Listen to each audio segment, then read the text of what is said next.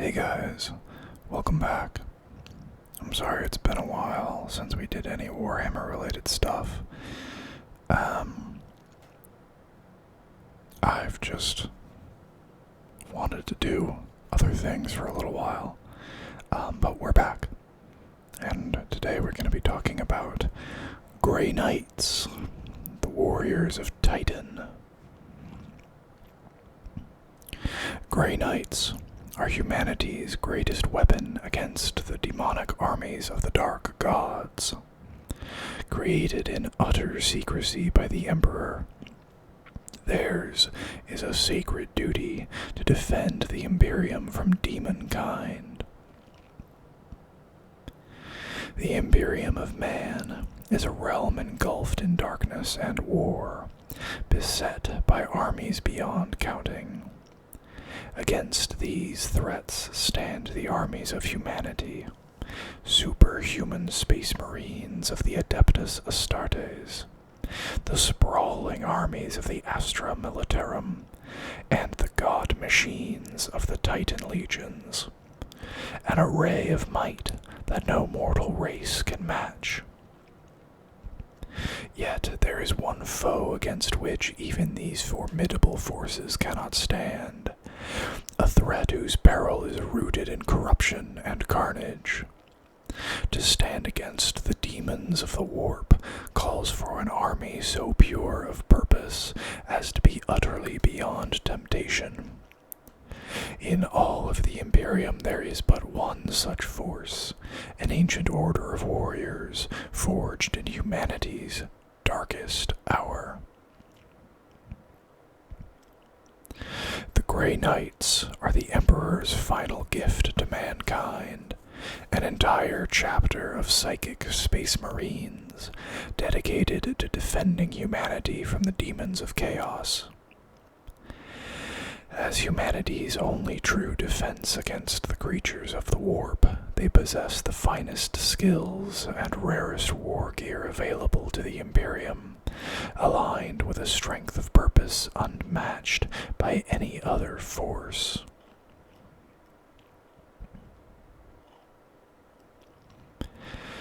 The Army of Titan.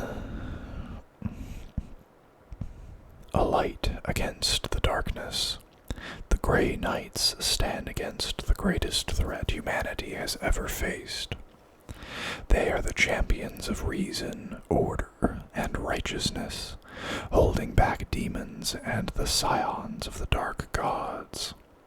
They are the Imperium's mightiest weapon against the warp, superhuman space marine psychers, and its single enduring hope for salvation.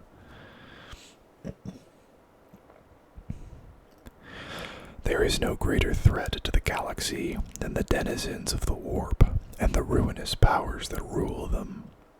Demons and gods, these otherworldly horrors, tear at the veil between the realm of chaos and reality, hungry for the souls of men and the ruin of worlds. If left unchecked and unopposed, demons would claim the universe for their own, pulling down the pillars of creation and fashioning a never-ending nightmare where once the galaxy had been. Demons are unlike any other foe the Imperium faces, and against their unnatural horror, men can find themselves powerless. The Emperor's armies are vast and numerous, from the void-born fleets of the Imperial Navy and the endless ranks of the Astra Militarum, to the superhuman space marines and the unimaginably powerful Titan legions. Mortal foes cannot stand against the Imperium when it is roused to war, but the demon is not mortal. History has proven that all men can be corrupted, and even the mighty Space Marine chapters are not immune to the unholy temptations of the Dark Gods. In his infinite wisdom, the Emperor foresaw that even should he prevail against Horus, the threat of chaos would remain. He knew that all the Imperium's many foes, the demonic was the greatest threat, and so he created a brotherhood of incorruptible warriors to fight demons. These were the Grey Knights, and they would stand as the Emperor's ultimate weapon against the gods of chaos. Humanity's shield. The Grey Knights were created alongside the Inquisition, and their goals intertwined. They would be the staunch allies of the Inquisition's Ordo Malleus, fashioned in the image of the Space Marine chapters, their battle brothers augmented by the Emperor's advanced science and genetic experimentation. Blessed with both superhuman physiology and the most advanced weaponry, the Grey Knights would be the elite of the Adeptus Astartes. However, it would not be enough for them merely to be strong of body and skilled at war, though in this they surpass even other Space Marines. To fight the demon, the Grey Knight would need to be pure of heart as well, with an unblemished soul in which the warp could find no purchase. To combat demonkind, all Grey Knights are trained to bend the powers of the warp to their will, and each one is a powerful psyker. Mundane blades and guns will not suffice against demonic foes, and so the Emperor ensured that the Grey Knights would have the skill to turn the weapons of the warp against its denizens. Few mortal minds can master the powers of the warp without becoming infected by the corruption of that nether realm, and many human psychers end their days wailing in madness or tearing at their ruined flesh with bloody fingers. Grey Knights, however, are unique in their control of their psychic gifts, their purity of soul and strength of will, an impregnable wall against the horrors of the warp.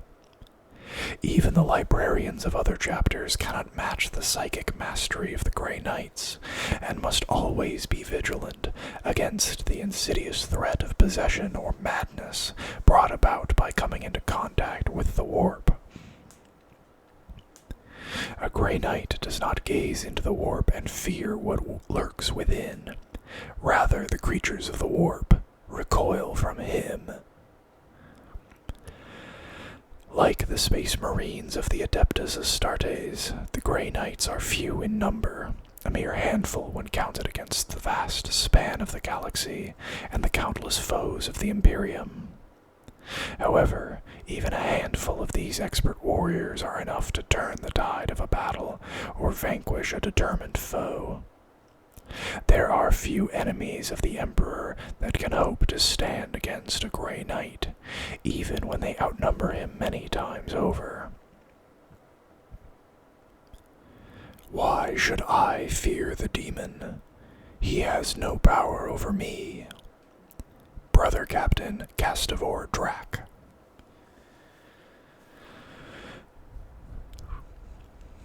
A blade against chaos.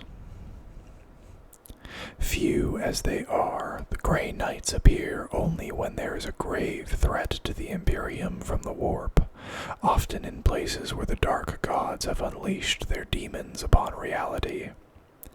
Theirs is a secret war against the warp, the true extent of the threat from the dark gods hidden from most of the Imperium, much like the existence of the chapter itself. It falls to the Grey Knights to contain the powers of the warp, sealing breaches between the material universe and the immaterium, or banishing powerful demons that have taken physical form. Like a righteous storm of the Emperor's wrath, the Grey Knights will appear out of the void, their sleek strike cruisers plunging them deep into the heart of the demonic soar upon reality. With exacting precision and pitiless fury, they will purge a world of demons, slaying demonic heralds, and putting to death the cults and heretics that summoned them. Often the need of quelling a full-blown demonic incursion will throw the chapter into an existing war zone, where they will be called upon to fight all manner of foes. Alien monstrosities, Xenos witches, and traitor space marines, each fall just as easily to the sanctified force weapons, blessed bolters, and psychic might of the Grey Knights. However, these are merely a distraction from the chapter's true purpose, the eradication of the demon. Few men have ever laid eyes upon a Grey Knight and lived long after the experience, perishing soon after there to the forces of the demonic incursion or the zealous purity of the Grey Knights in the aftermath. Only the Grey Knights can be trusted to resist the lure of chaos, and while armies of the Astra Militarum, Adeptus Astartes, and other soldiers of the Imperium might aid in the destruction of warp entities, they will likely become corrupted from the experience. Even the smallest risk of taint is too great to ignore, and guardsmen will be executed or subjected to telepathic scouring, while Space Marines might be mind-wiped or sworn to secrecy with the gravest oaths to their Primarch. So it is that when the psychic warriors are spoken of, if ever, it is only as legends and myths.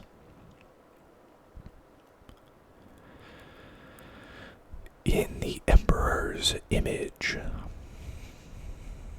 the Grey Knights' strength of spirit and purity of body were the two most important gifts the Emperor passed on to the chapter through his genetic legacy. Their military training, potent weaponry, and powerful armor are simply tools to aid them in their duty.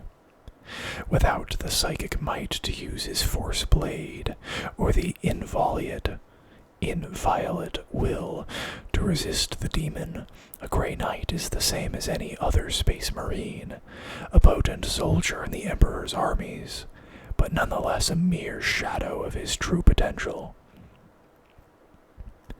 Few warriors since the Horus Heresy have matched the flawlessness of the Grey Knights, nor are any so closely linked to the Emperor. It is that unique quality that the Emperor possesses, the nature of his spirit that allows him to touch the warp, shape it to his will, and yet remain beyond its madness, that he has gifted to the Grey Knights. Even the Space Marines of the Adeptus Astartes are too far removed from their creator to embody such purity, their genetic integrity faded by hundreds of generations and thousands of years, given to varying degrees of imperfection. Not so the Grey Knights, whose unblemished line reaches back to their maker in an unbroken chain. Only an unblemished soul is proof against spiritual assault. And of all the servants of the Emperor, the Grey Knights are among the rare few to be all but immune. Each Grey Knight is a 1 in a billion example of humanity that has an instinctual command of his psychic powers, the rarest of genetic traits that, when combined with the gene seed of the Grey Knights, grows into a formidable and exceptional tool to combat demons. Without these gifts, a mortal man might become a plaything for the powers of the warp, his body twisted into vile and terrible new forms, or his psyche ripped asunder by demonic thoughts and visions. The warp can corrupt even a Space Marine, the lies of the Chaos Gods subverting his martial pride or loyalty to the Emperor into a dark and dangerous thing. Power armor and bolt rounds can protect neither man nor Space Marine from the Immaterium, should they be exposed to its baleful energies. The Emperor alone was said to be incorruptible before the Dark Gods, and it is this gift he was rumored to have passed on to the Grey Knights. Certainly, despite countless battles against demonic forces, and in the 100 centuries since their creation, not a single Grey Knight has succumbed to the influence of the ruinous powers, a testament to the skill of their creator and the dedication they embody.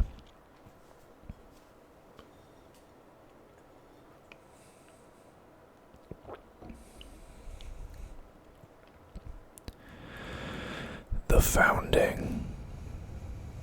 The Grey Knights are the most mysterious of all the Imperium's warriors. Their creation was the culmination of a plan conceived in the dying days of the Horus Heresy, hidden from even the Emperor's armies, lest it be uncovered by his foes. Even now, few know of their existence, and those that do possess only fragments of the truth.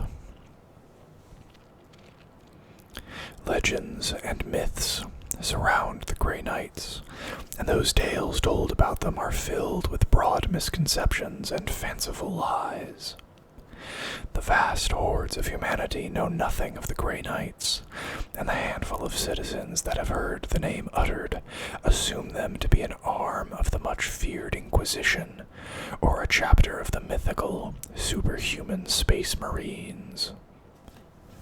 Some of the stories and fables taught by the Ministorum hold the barest hints of the existence of the Grey Knights, but they are portrayed as silver-armored angels, ghostly manifestations of the God Emperor, or shimmering reflections of the saints themselves, as often as not. Those soldiers that have fought alongside the Grey Knights and retained both their lives and their minds recall them only as an unknown Space Marine chapter, their unique weapons and psychic powers attributed to forgotten technology and tactical doctrine. Other Space Marines know better should they see a Grey Knight in battle, but are wise enough not to dwell long in thought about these mysterious warriors. The Coming Doom. The Grey Knights were born in the final bloody days of the Horus Heresy. The Emperor knew that the time was coming when he would have to face his traitorous son Horus, and that he might well not survive. However, he foresaw that, even if Horus and his armies were defeated, the power of chaos would remain a constant threat to humanity. His greatest warriors, the Space Marines, had proven fallible to the temptations of the Dark Gods, and so the Emperor set out to create a new soldier in his bid to protect mankind.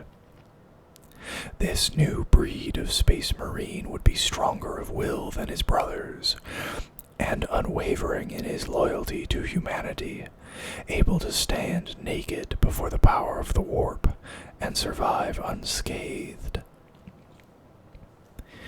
In this dark time, the Emperor turned to Malcador the Sigillite, his most trusted servant and the first High Lord of Terra. Malcador was a powerful psyker, lore keeper of the fledgling Imperium, and had stood at the Emperor's side since the Unification Wars. The Emperor dispatched Malcador to scour the Imperium for gifted warriors of a single will, upon whom the Emperor's plans would rest. As the Emperor prepared for the final battle with Horus, Malcador crossed the divided Imperium, searching corpse-choked battlefields and worlds drowning in blood for those the Emperor sought. No other man, save the Emperor himself, could have been given such a task and hope to complete it. However, Malcador returned to the Imperial Palace, even as Horus's forces laid siege to Terra. Only the Sigillite's psychic mastery and knowledge of the hidden ways into the palace allowed him to slip through the traitors' battle lines to reach the Emperor's side. When the Master of Mankind looked upon those Malcador had brought, he knew there was yet hope for humanity. 12 men in all had been gathered, 4 lords and governors of the highest order, complemented by 8 space marines. That some of these battle brothers came from legions that had turned traitor proved the depth of their loyalty to the Emperor, for there can be no greater challenge for a space marine than to defy the word of his Primarch. Content that his plans could proceed, the Emperor bade Malcador and his charges leave for Titan. A refuge from the storm. In Malcador's absence, the Emperor had prepared a concealed fortress monastery on the moon of Titan, hidden under layers of rock and shrouded by powerful technologies. The structure had eluded discovery by the traitors, their armies focused on Terra, where the fate of the Imperium was unfolding. After departing the Emperor's palace, Malcador's charges parted ways. The 4 human lords created the framework for the Inquisition, tasked with rooting out heresy from within the Imperium. Malcador took the 8 space marines to the fortress, where he set about laying the foundations of a new order of space marines. Everything had been prepared for the coming of the Sigillite and the Battle Brothers. An army of servitors maintained the fortress, while cryovaults hidden at its core contained vast stocks of gene seed. Hundreds of thousands of recruits had also been gathered from the worlds of the Imperium. These would become the raw material that Malcador would fashion into the Grey Knights Space Marine chapter. Malcador's servants had chosen each of these recruits carefully, the recruits' minds deeply probed to see if they bore even the slightest hint of corruption. The recruits were also chosen for their latent psychic gifts, so that once human flesh was implanted with space marine organs, they would grow into potent psychers, with a unique control over their abilities. To find so many suitable specimens, Malcador's servants had searched the millions of planets of the Imperium, taking aspirants from the seed worlds of the Loyalist legions, as well as from the ranks of the Imperial army. Some were even taken from primitive worlds newly restored to the Imperium, their hardy people ignorant of the Sky War that had brought them to Titan, but willing to do what the gods demanded. For those first days, Malcador guided the 8 in the formation of the Grey Knights, overseeing the awakening of the Great Citadel and its chapter. However, events were coming to a close on Terra, and the traitor armies gathered for a final blow against the Imperial Palace. Malcador was summoned back to the Emperor's side.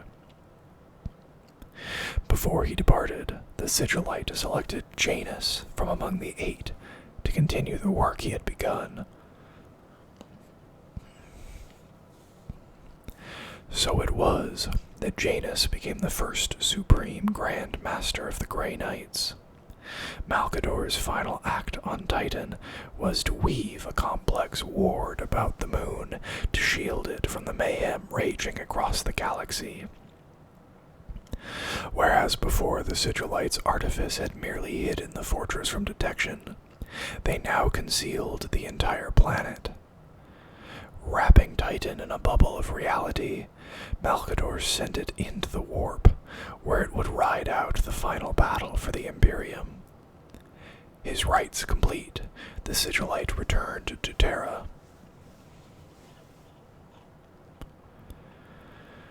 From the Edge of Darkness.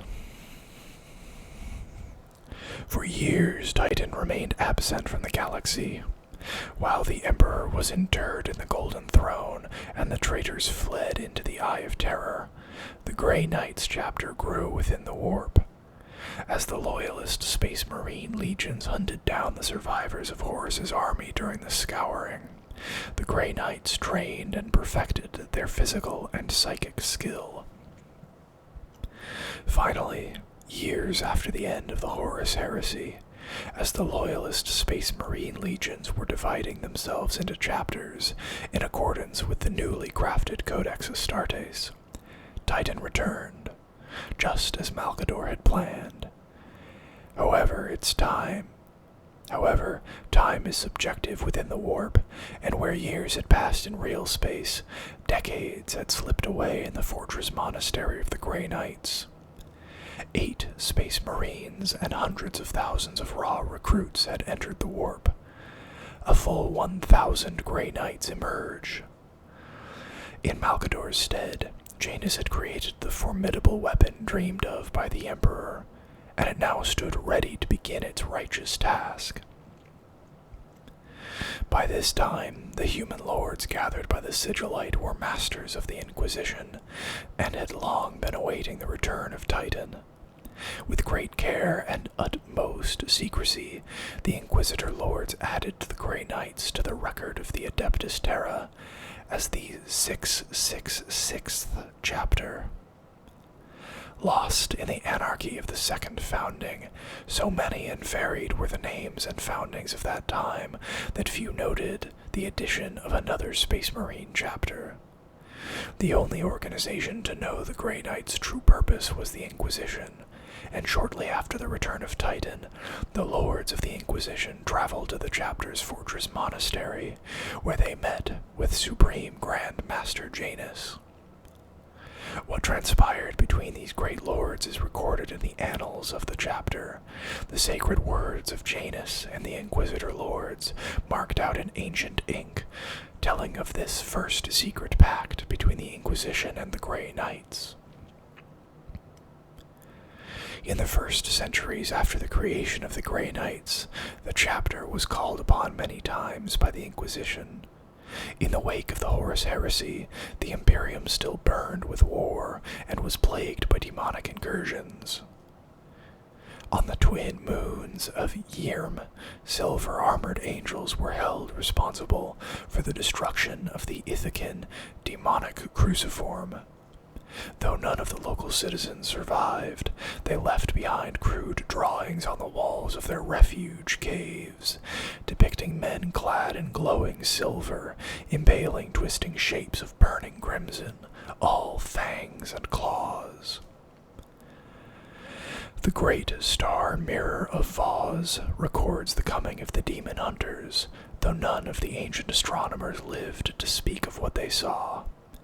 In the inky depths of the mirror, the fate of the Voz system can be discerned, every event to touch its worlds reflected, reaching back thousands of years.